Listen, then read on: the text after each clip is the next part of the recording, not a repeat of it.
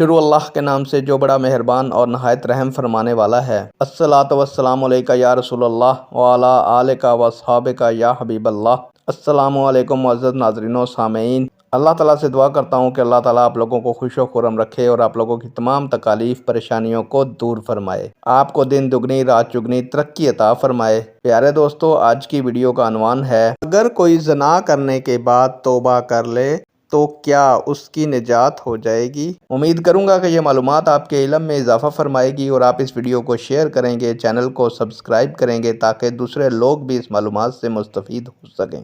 بڑھتے ہیں ویڈیو کی جانب۔ معزز ناظرین و سامعین، کوئی بھی گناہ ہو، اس کے بعد سچی توبہ کرنا لازم ہے اور اس فعل پر نادم اور پشیمان ہونا یہ مومن کی علامت ہے۔ اللہ پاک سے معافی طلب کرنا چاہیے کیونکہ وہ غفور الرحیم ہے۔